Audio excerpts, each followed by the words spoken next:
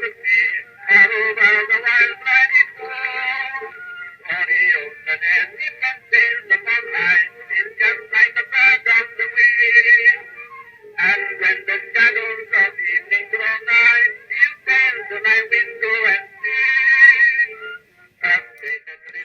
Greetings, loyal airmen, and welcome to the Be Well as Rob podcast, episode number 65. And as ever, this is your co-host, Captain Ron Fortier, and joining me is our ever reliable chief engineer, Rob Davis. Hi, Rob. How you doing, buddy? Doing pretty good. Welcome to all those loyal airmen to another episode of Airship 27 podcast. Thanks for joining our madcap monthly meanderings on all things new pulp. Ooh, wow. Okay, wow, this guy's been practicing, I can tell already. I was inspired. I was inspired to write an intro. Well, both of us have been doing a lot of these lately anyways. Yeah, Rob with Silverline, and then we've got this Brother Bones web series, which we're all going to get into really soon enough in a minute. Rob, I think, I think we should mention the fact that as has been the habit, 2020 has been a rather cruel year for us in new pulp. And I just want to take a few minutes to offer Airship 27's condolences to Kim Turk and all her family. Right. She lost her beloved husband, Scott, last week, and it was a real blow to all of us in the community. Yep. He was a pretty cool guy, and she's a pretty cool gal. We're hoping that we will get to see her at Pulp Fest next year, because that she and Scott were pretty much a fixture at that show when it was in Columbus, and then they moved with the show to Pittsburgh when it went there. So we haven't seen them in a couple of years. So it's a real shame that we, in the last year or so, we did not get to see Scott again, because he's a hoot. He was a hoot. He was a great guy. So he will be very much missed. Yeah. So again, like I said, it's been that kind of a year all around. And again, offer our condolences and sympathy to the family. Gone but not forgotten. Like you and I talked before on this show before, if I think in the end people can say it was a better world because you were here. Yep. That's the capstone. And Scott's one of those people. Yeah. He made this a better world for his presence here. So he did. Rest in peace, Scott. Okay.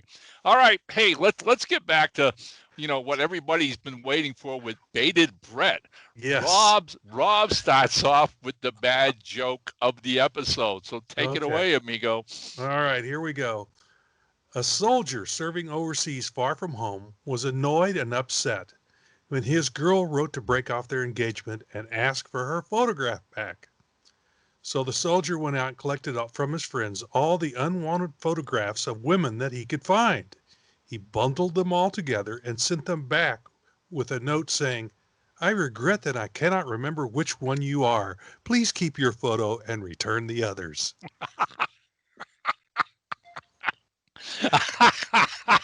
I like that one.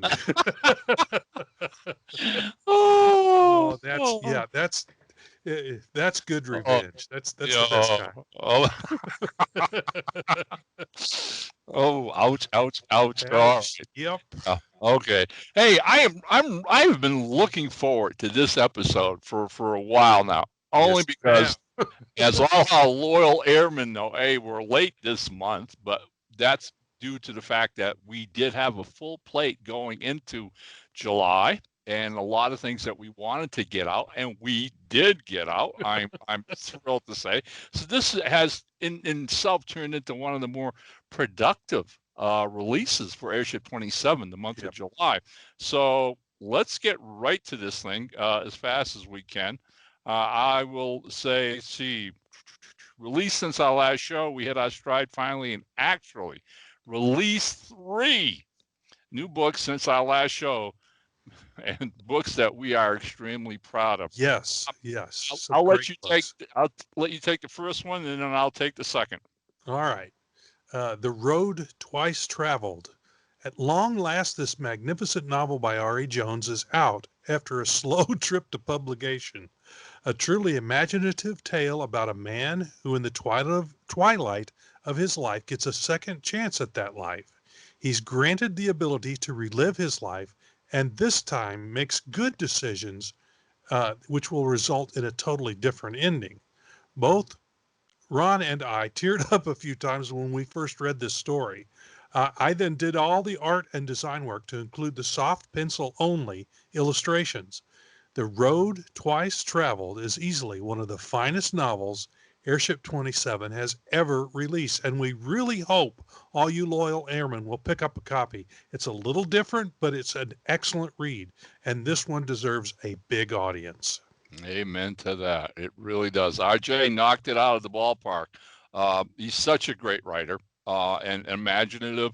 Uh, it's almost impossible to pigeonhole RA. He's like a lot of our writers, has a wide-ranging imagination, and this one Right. came out of left field, caught us all by surprise, and I never hesitated for a second to put it on our schedule. It is fantasy, so in that realm, I think it belongs under the pulp umbrella. We pushed it a great deal prior to its release, and now that it is out, I hope it finds an audience. I hope I'm gonna, I plan on the weeks and months ahead to keep reminding people of this book to let them know it's out there. Personally, Rob, come the end of the year and we get into 2021, this is going to be one of those select few in my particular nominations for best novel I of would agree. 2020. I would agree. That's going to be on my list too. Yeah, it's Easily. it's that important. All right, and so once having gotten that wonderful book out, it was time. All right, Oh, Lordy. who's who in new pulp? All right. Now this is perhaps the biggest surprise of all of them, seeing that we only announced the project a few months ago, and now it's complete with 222 entries, and it's up at Amazon. We cannot thank all the great new pulp writers, artists, reviewers, editors, publishers, aunts and uncles, and janitors, please, who all got on board and sent us entries. All Yeah. right. All right. Yeah.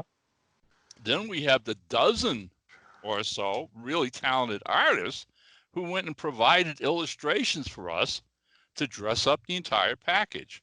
Now, Rob put together an amazing picture collage of many of the creators in designing a truly eye-catching cover, proving once again just how great the new pulp community really is. So it is now officially done and available. Keep in mind, all participants can buy copies directly from Rob, whereas all the sales from the Amazon listing will be donated to the St. Jude Children's Research Hospital. And I'm truly happy to say that quite a few creators have already gone to buy their copies just so they could be a part of that retail profit. Now, that's generosity above and beyond. Thank you. So yeah, and it's been plastered. I'm sure you'll agree. It's been plastered all over Facebook in the Yep. last, you know, almost 2 weeks now since it's been released. And what I love is that participants are literally taking pictures of themselves, selfies with the book, and posting it, all over, the internet, which is absolutely great. It Did it surprise you as how fast it came together and the reaction? Yeah. I've even got a little paragraph here I've written that kind of goes into that. I got slammed with orders right after the book was published, and it had to postpone a number of things on my studio agenda. So please be patient. If you're a contributor and you ordered a book or two or more, when I'm busy in the studio, I only check my computer a few times a day. And if you message me on Facebook and you're not on my friends list, I may not see it for a while. Now, this is for folks who are ordering copies. I may not see it for a while as I only get notifications for people who are my friends on Facebook, and not all the contributors were friends. Uh, email is much better to get a hold of me. And if you need that, it's on our website, or I even listed it on the Facebook page. I did note that those who ordered from Amazon directly got their books pretty quickly. Yeah. Some who ordered through me still have not shipped as of our recording. Now, I've been starting to get notifications on those shipments, and I just got one just a second ago popped up on my computer screen. Okay. But I've had a couple of guys ask me, where's my book? And I'm going, well, when these first came in, the first 48 hours, I had over 30 orders, just bang, bang, bang, bang, bang, bang, bang. So you can only imagine what now Amazon is going through trying to catch up on all these. And these are like onesies and twosies mostly. Several people bought multiple copies, but most of them are onesies or twosies, and they're gonna take a while to get to those. Ironically, those who ordered directly from Amazon at the full retail price, they got them. They got them. They got them. Yeah. So, guys and gals. But yeah, and also I've had and a couple of them asked me, can you give me my tracking number? Well, if I start, I hate to say this. I hate to say this because I'm really big on customer service, but with as many orders as I placed and as quickly as these are coming in, I'm going to get slammed again trying to tell everybody they're tracking.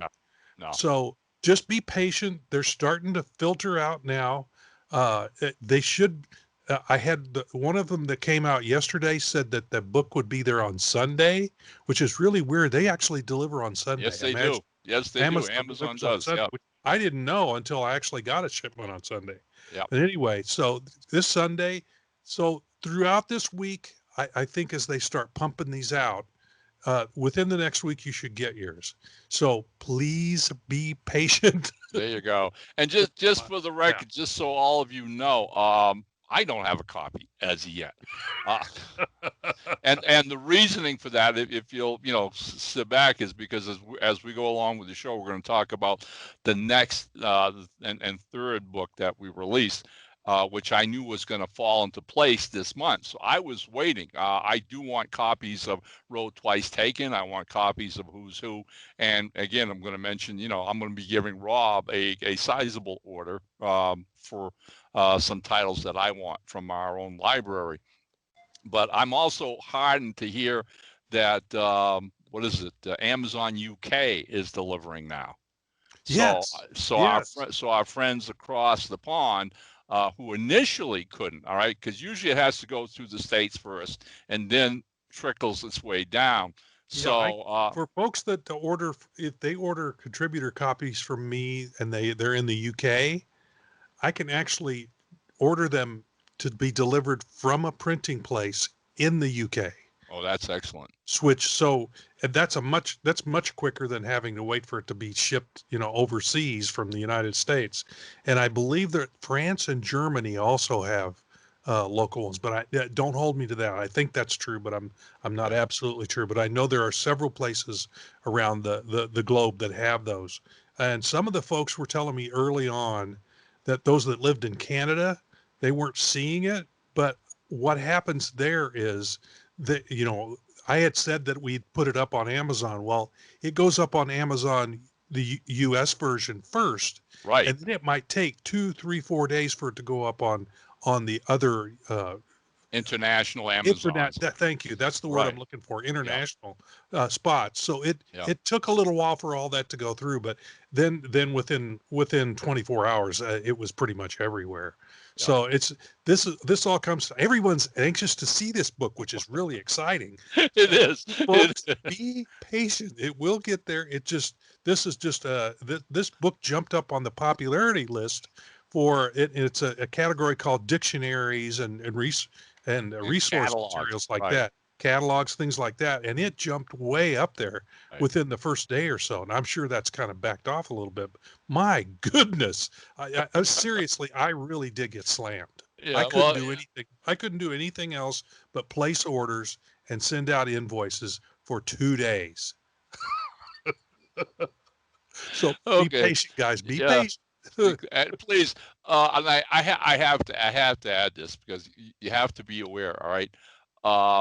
Again, hopefully, the success of the venture itself, all right? And I'm going to be looking forward to that first royalty check we get to send to St. Jude's, big time, okay? So thank you, New Pulp community, and everybody out there, all 222 entries, myself included. The kicker is, obviously, when something like this gets done, you look towards the future, and hopefully it becomes what we wanted it to be, a marketing tool and a resource tool, all right? So maybe in 3 or 4, we haven't really even, talked that far ahead, but, a while, 3 or 4 years, we might conceivably sit down, Rob and I, and talk about a new edition, all right?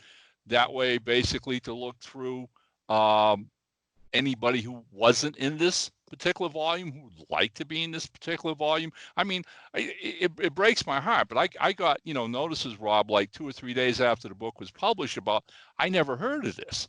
And, I would have liked to send an entry, which boggles my mind, but, that does happen, okay? And so for those people, It's again, like me, and not everybody's on Facebook every day. So yeah, I can see that.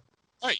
And so that's one point that I want to get across, okay, is that, bear with us, all right? Obviously, it's an imperfect world, and there's going to be some snafus along the way. That the book did get done, did get completed, and get published, I think is a minor miracle in and of itself. And then I get, and Rob and I have already talked about this, and then I get some of you really wonderful people who write and say, well, my email was wrong. I had a letter missing, or it was backwards, or whatever. Okay, now look, we cannot just keep changing the book for all of these little.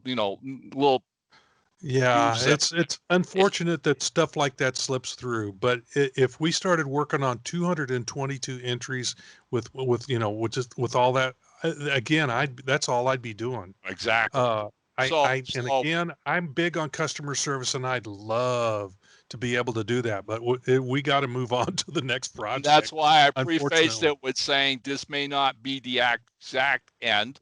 That if and when in a few years we sit down and say, okay, it's time for a new edition of the Who's Who, that'll be your cue, all right? If there were anything you wanted to change, a line here or a line there, it's a whole lot easier to do that all at once. And maybe we can give it a little bit longer deadline on this one than we did the first one. Same thing. Yeah. Right. So we're going to tweak it, hopefully, and make it smoother to run. And so again, please, thanks again. We think this is something special. We hope all of you enjoy it, and that's why we did it in the first place. Okay, Rob. So what was the final book released this month?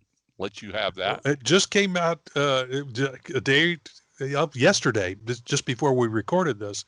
It's Brother Bones #5, which is Tales of Cape Noir. This is the one that features 4 writers tackling the denizens of Cape Noir, with Fred Adams Jr. having written a Harry Beast story, Beast being the mobster whose brain was put into the body of a silverback gorilla. Then Andy Fix delivers an action-packed tale of Cape Noir's sexy vampire, Sister Blood. Following this is writer Drew Meyer showcasing a story about Detective Dan Raines, perhaps the only honest cop left in Cape Noir. Once done, Ron wrote the last entry, in which he tied up all the various plot elements from the first 3 stories, including bringing the new characters created by the previously mentioned writers into the fold. I did all the interior illustrations, and Michael Stribling did the cover, which features all 4 protagonists. If you've been following the series from the first book, you are in for some major surprises in this volume. Fun surprises. And what Ron and I both found interesting was that you didn't give anybody any clues about, here, you work with this character. That's all you told them, right? That's right. Exactly. Okay. So what happens? They create new characters. Every one of them did. Which was unexpected. Yeah, well, right.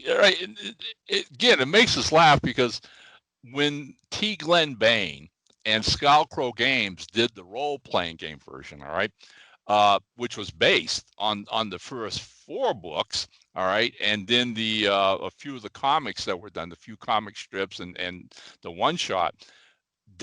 They meticulously sat down through every one of those stories and did a bibliography or whatever you want, an index of all the characters. Right. And by the time they were done, I believe Rob was like 85. They had 85 character entries, Named characters, yeah. named characters that appear in the Brother Bones saga. Well, as of now, there's probably 89. I don't know, Yeah, 86 I or think whatever. each of them added a number of characters. Now, one or two of them actually got killed off in the story too, so it's not a huge impact on the whole deal. But it was just, it tickled me to death that each of them felt like they had to create. Well, not had to, but they felt like they should create another character for their story. I mean, they were all great and lots of fun. So, but Yeah, that kind of tickled me. we're talking about, again, pivotal characters in their stories. All right, Mm-hmm. so that was that whole fun of why they created them in the first place. I find it fun, even more so, that the way the illustrations all lined up eventually, Rob actually did get to illustrate not only our protagonists, Harry Beast, Sister Blood, Dan Raines. He got to draw all of those, and of course, the Undead Avenger himself. But the sequences where the illustrations were required also allowed him to draw every one of the new characters that Fred, that Andy, and that Drew created. So again, it's a great book. It really came out balanced and looking well. That cover kills. That's a beautiful cover. Very bright, very pulpish. That's that's a great cover. I was playing with it again a little earlier. I was putting together the covers for the audiobooks that'll eventually come from these. Because when we finish a book, I try to do the audiobook to send off to Tom. And just the colors on that cover just struck me again. How it grabs you. Just great cover. I'm glad you mentioned that. I actually had someone over at the Airship 27 Facebook page this afternoon, upon seeing the press release and the cover, ask if there was going to be an audiobook. And Yes. And there will be. Tom Brown and Radio Archives do all audiobooks of each new Airship 27 title. Now, don't ask me if there's going to be one for Who's Who. I doubt that. No. I mean, can you imagine? Yeah. Yeah, this is for this is Joe Blow from California who wrote. Yeah, it's blah blah blah. Yeah, right. I don't think that's going to happen. Get your own PR people. Okay. All right. So right on, hot on the heels of Tales of Cape Noir, we've got Speaking of the Undead Avenger. Now, in our last episode, we alluded to a very special new Brother Bones project, which at that time, we really weren't at liberty to reveal any specific information. Now we can. I have optioned a new Brother Bones web series. This is a live action web series to be produced by Brian Patterson. His co-producer on the series is Eugene Hawkins, and their plans are to adapt all the stories from the very first Brother Bones collection, The Undead Avenger. Now, each episode will run 15 minutes long. And whereas the first story, which Eugene will also direct, is longer than the other stories in the collection, they've opted to split it in half, presenting story number 1 in parts 1 and 2, thus giving us a grand total, once the series is finished, of 8 episodes. Jeff Provine of Oklahoma is the scriptwriter of episode part 1, and Shauna Toft has been hired as the marketing director for the project. She's even creating a new Brother Bones website now, Rob, an official website. Cool. Okay, so the team has created a Facebook page called the Brother Bones Web Series. And again, I mentioned the website, which is in production. At present, it looks like the rest of this year, 2020, will be spent on pre-production. And hopefully, with fingers crossed, and the pandemic behind us, actual principal shooting could start as early sometimes in 2021. And stay tuned, loyal, and we'll keep you posted right here. And since I wrote that agenda, we've added one more member to the team, and that's my partner in crime. Rob spoke with Brian and agreed to come on and do some artwork for the project.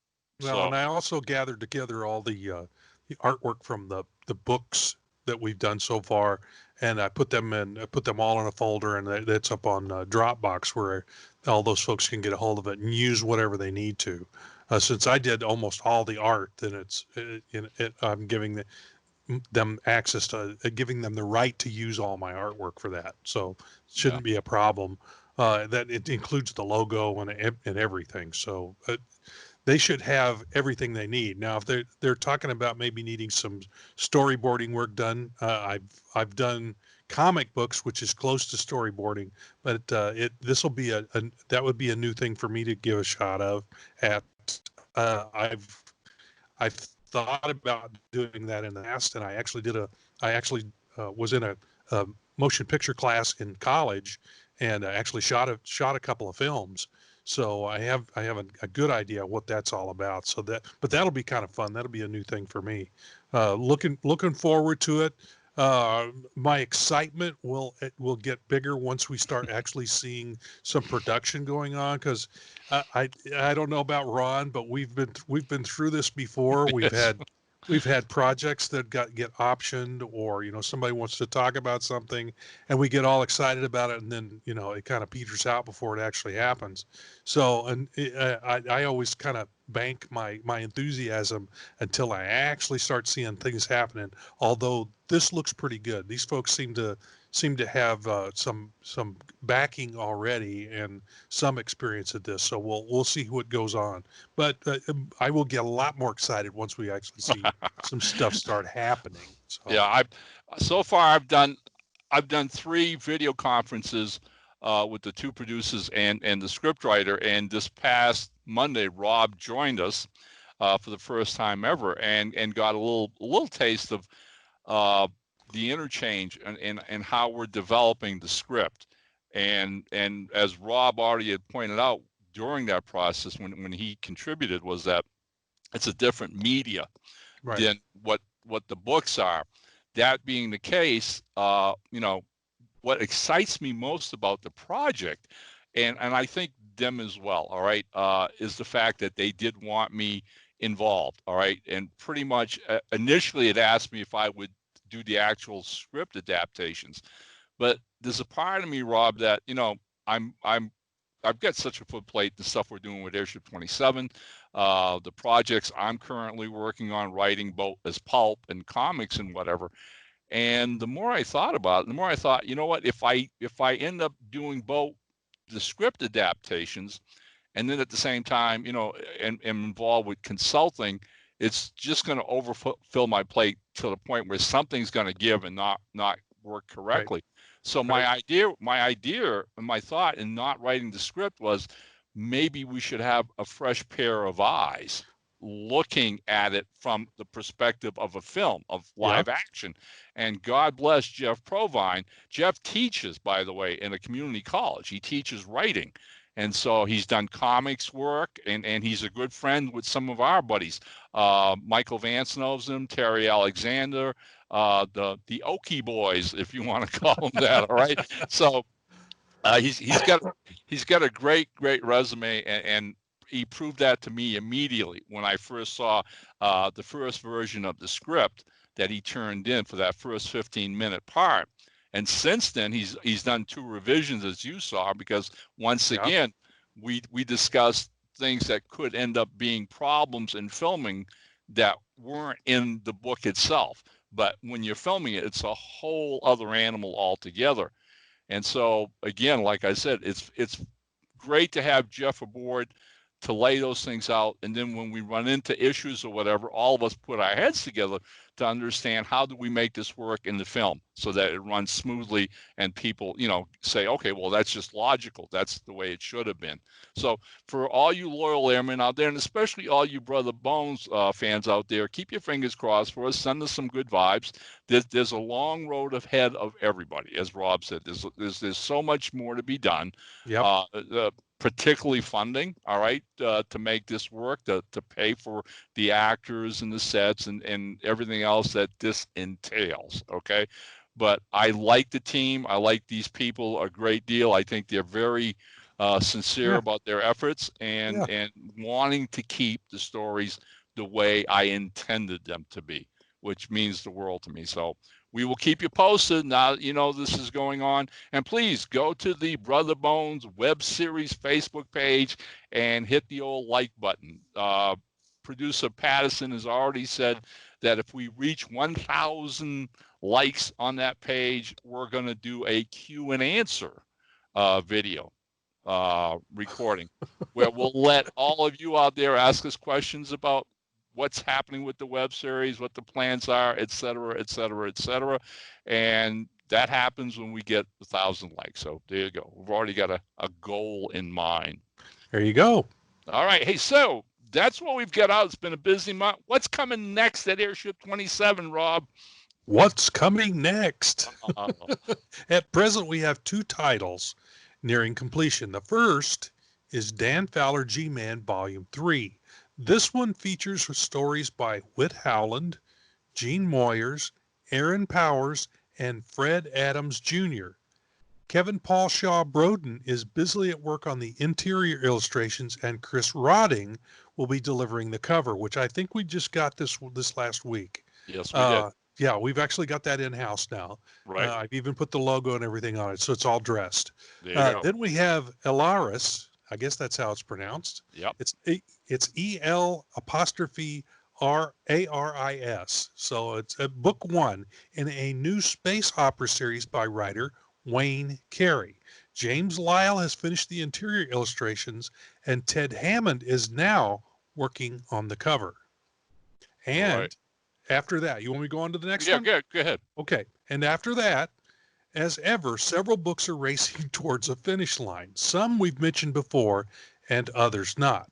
We still have Bass Reeves' Frontier Marshal Volume 4 in the pipeline, with all stories in from Mel Odom, Terry Alexander, Derek Ferguson, and Ron. I've already finished up the cover, while Howard Simpson is now hard at work on the interior illustrations.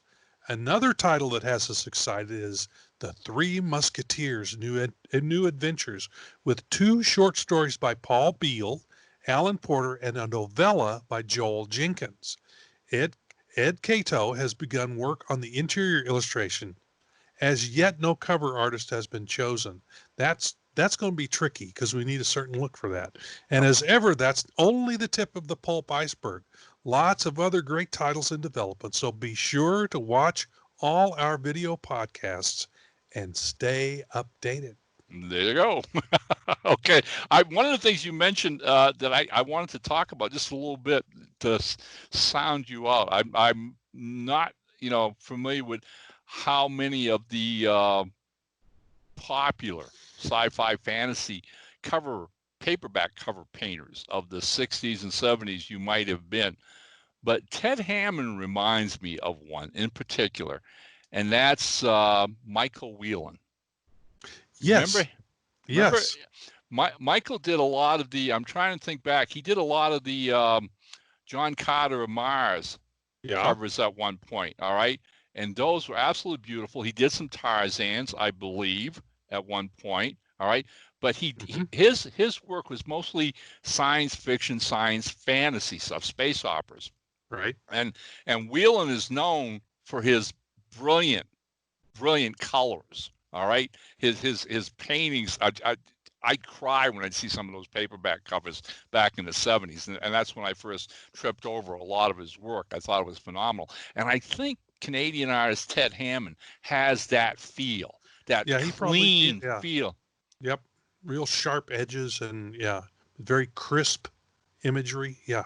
Right. So when we were getting in the interior illustrations from James Lyle for Alaris, the new, space opera, which is very much, if you people want to know, this is aliens and humans, and it's very Star Warsy kind of stuff. All right, or something like you'd have found, like I said, maybe in the '60s, early '70s paperbacks Yeah.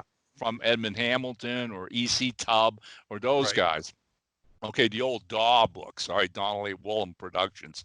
So when I was looking at the interior illustrations, I always look at the interiors to see if maybe there's one particular scene that could be, used to spark a cover image.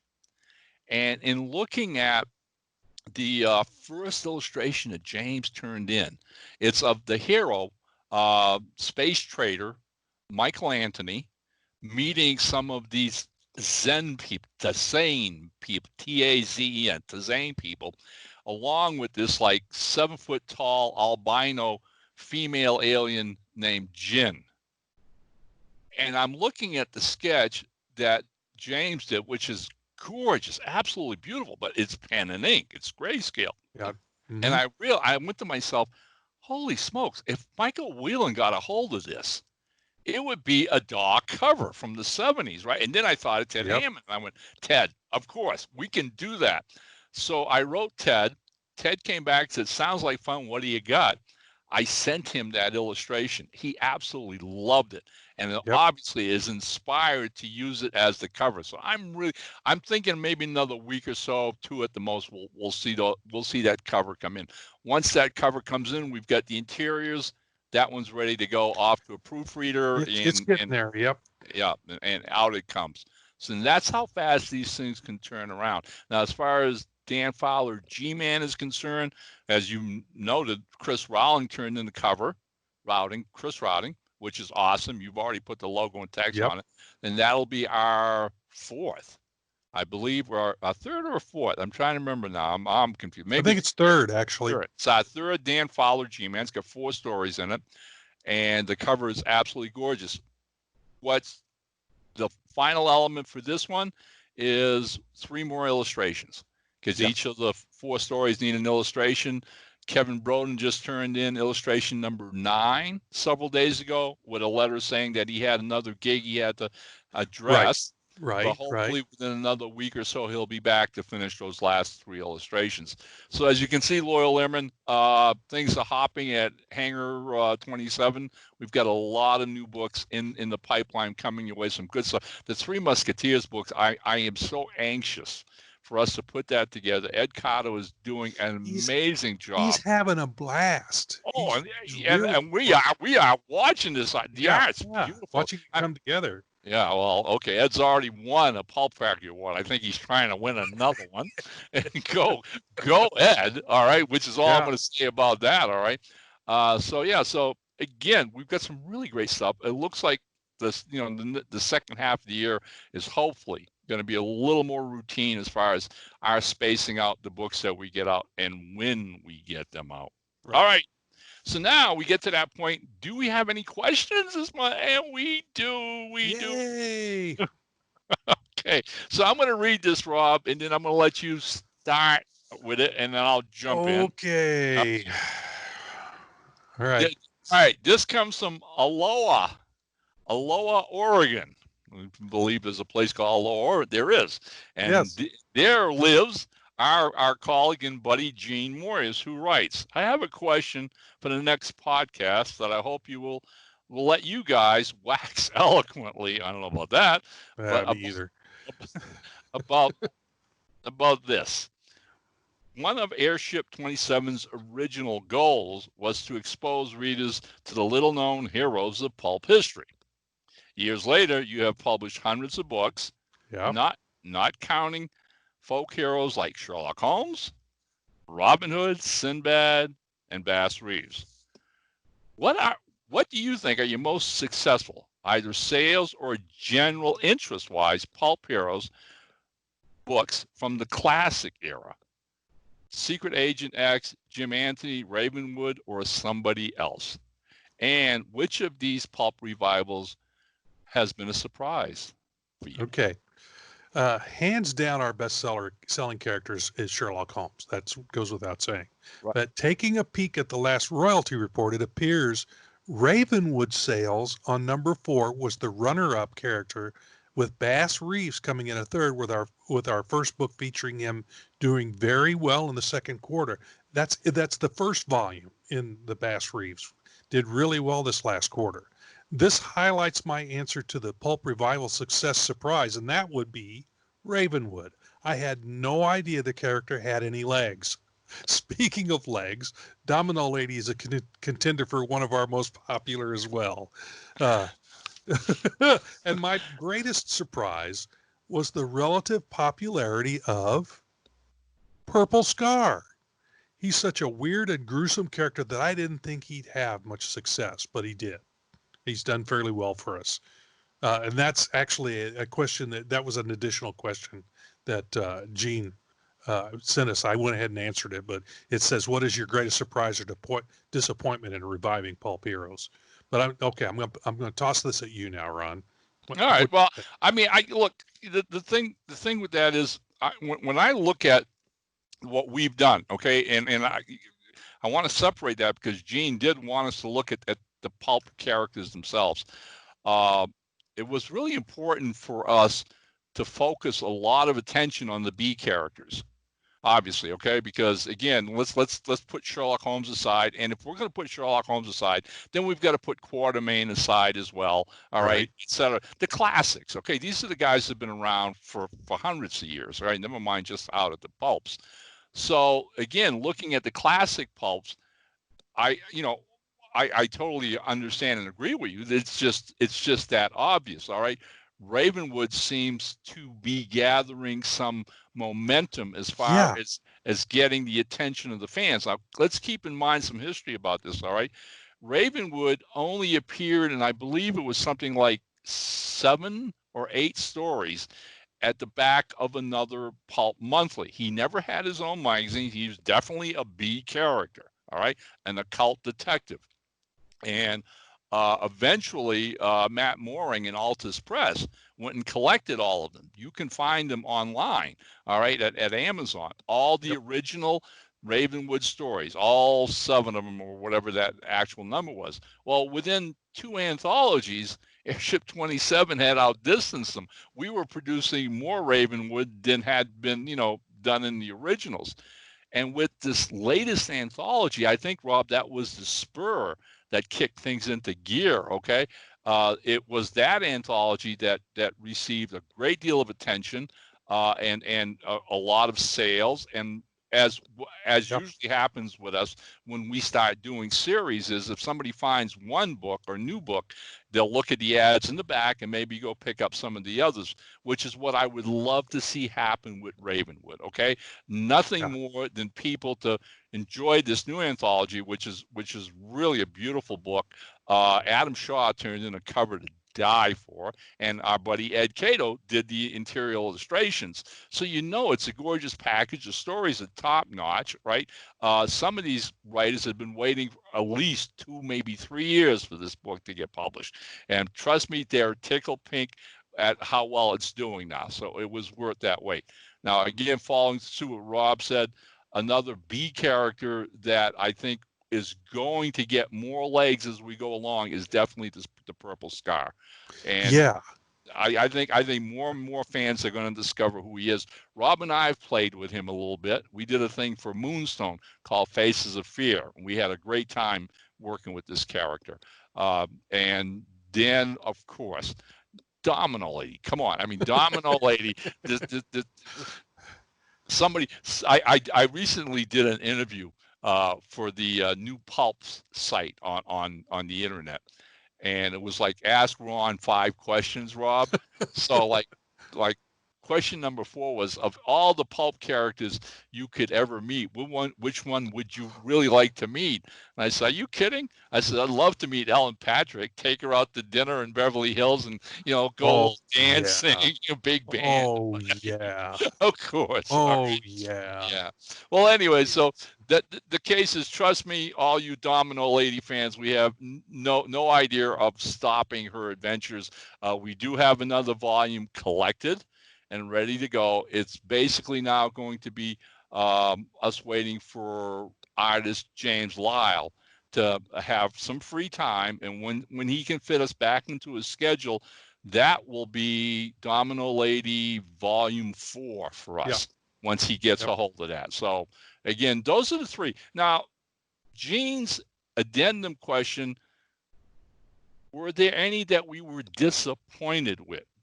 Was there any revival character you think hasn't gotten legs or hasn't made an impact like you hoped they would? I'm trying to think. There probably is one, but it's not coming immediately to mind. What about Moon Man? That's well, he's such a weird character, though. It's kind of hard to wrap your head around a guy walking around with a big fishbowl on his head, a reflective fishbowl. So that one's kind of hard to get your head wrapped around. Like I said, my biggest surprise was Purple Scar, because he's got this just gruesome mask on that he wears.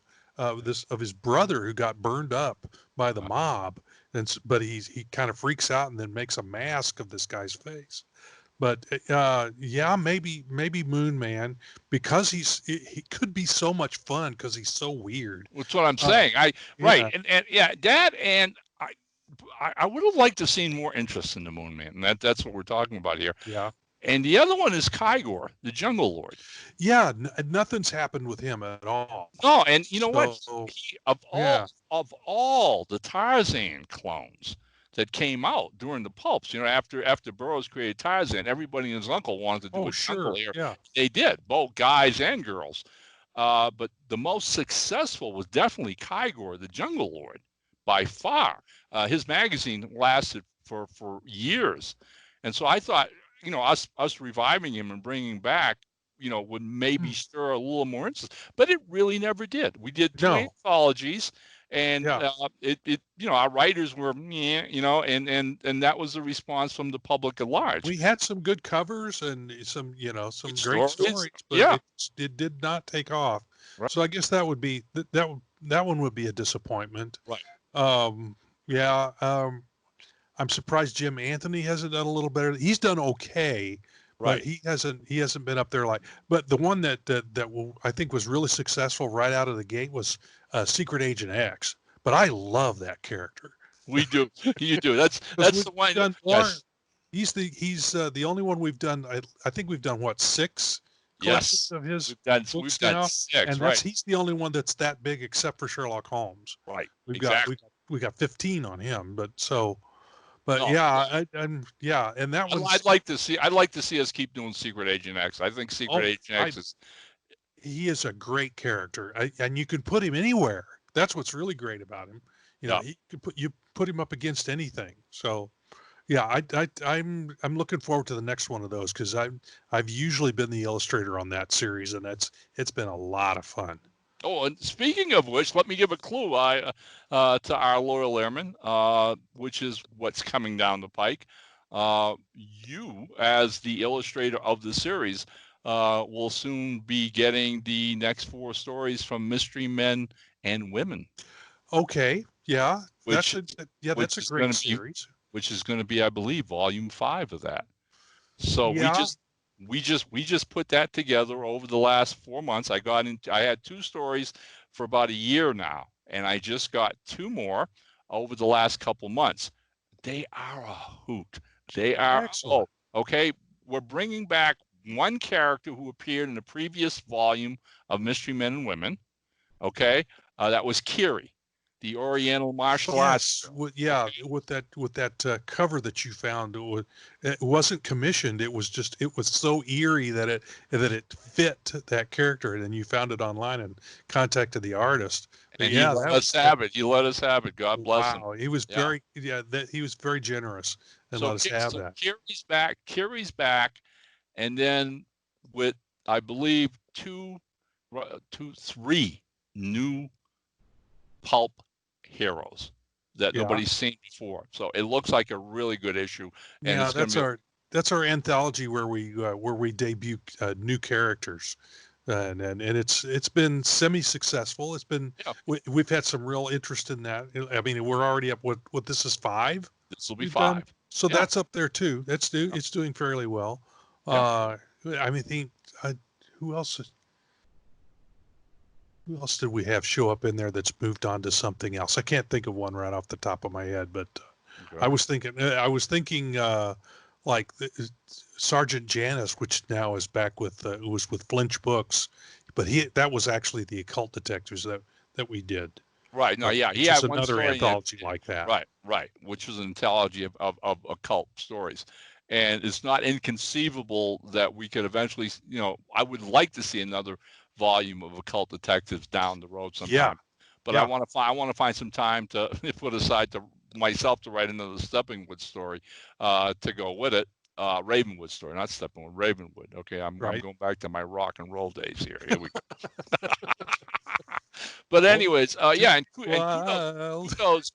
While we're talking, we should kudos to Jim Beard for taking Sergeant Janice to Flinch There's Books. another new book out. Yes. Yeah. So now there are 3 books. That's on my wish list on Amazon that I definitely want to pick up. Yeah, it's also on mine. Yes. If you've never read Sergeant Janice Spirit Breaker, I recommend it highly. Rob does as well. We had the fun of publishing the first 2 volumes, and now Jim has taken over that himself via Flinch Books. He's reprinted those earlier books that we did. They're no longer available from us, but he's the creator, and I don't know where he found the artist that did those covers, but those are gorgeous. That's Jeffrey Beautiful Hayes. Covers. His name is Jeffrey Hayes. He's a very reputable and well-known artist on the internet, and kudos to him because the covers are gorgeous. Yeah, absolutely. So the book should be beautiful as well. Yeah. So look for Flinch Books, and because they've got that and some other series that they're doing, and like we always say here, our honorable competition. We we tout each other's work. And Jim's got a great character there with Sergeant Janice, so go check it out. Definitely. Please do that. All right. And so, but we're at that point in the show, Rob. Is there anything else you would like to talk about or mention before? I can't think of anything at the moment. You brought up about at the top of the hour where we were talking about the great loss that we had with Scott Turk, but but we're very saddened by that, and this has been a really rough year because of the COVID-19 and everything else. But it has kind of forced us to be a lot more efficient in the studio. I mean, I'm in the studio more than I would normally be. Yeah. So, and I'm sure that's probably true with you as well, Ron. It is. That's the only thing I can think of. Everyone stay safe and healthy out there, please. Yep. All right. Well, this is it. The moment you've dreaded. Oh, for almost an hour. All right. Okay. Our good friend businessman Paul is driving home, and he turns a street corner around this little residential neighborhood.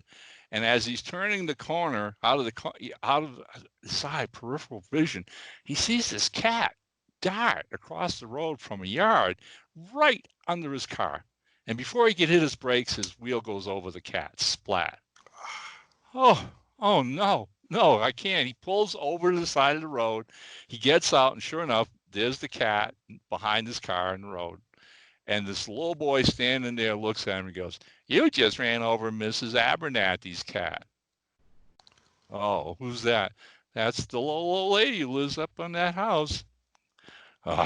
He goes, "Well, you know what? I got to do the right thing. I can't shirk this." So he trudges up to the stairs and rings the doorbell. A few seconds later, the door opens up, and there's this kindly little old lady with the cane, glasses, and she goes, "Good afternoon, young man. Can I help you?"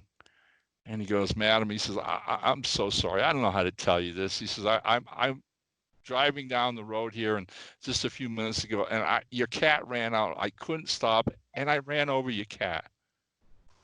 "Oh my," she says, puts her hand over her heart.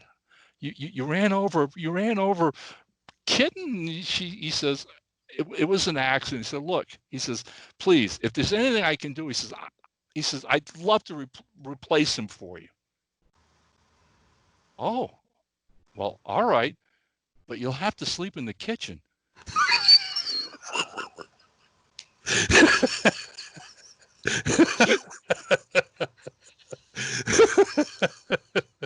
Oh, and such ends another hour that you folks cannot get back. Oh, All right. Well, there you go. There you go, loyal Em. Hey, thanks again for stopping by. As you know, we really appreciate it. We are averaging over 100 viewers an episode now, which boggles my mind and Rob's as well. Uh, so again, we are flattered and very grateful that you want to spend this hour with us. And we'll do our best to always make sure it's no more than an hour, so you can get back to doing other things. All right. But in the meantime, be well, as Rob said. Stay safe out there. Please stay safe out there. Let's put this bloody year and this stupid COVID thing in the rearview mirror as please. fast as we can. I'm ready to move on to 21. Aren't we all? Oh, Aren't we man. all? Okay, so Rob, you say goodbye, and we will All close right. it out. This is Chief Engineer Rob Davis signing off. And as ever, Captain Ron has the pleasure of saying, down ship. All right. Stop.